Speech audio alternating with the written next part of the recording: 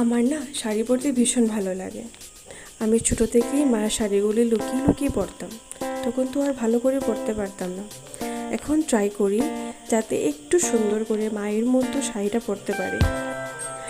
আর এই শাড়িটা আমি পাপাই শাড়ি হাউস থেকে নিয়েছি। দিদির শাড়িগুলি ভীষণ সুন্দর, ভীষণ ভালো, এত সফট থাকে আর লাইট ওয়েটের মধ্যে।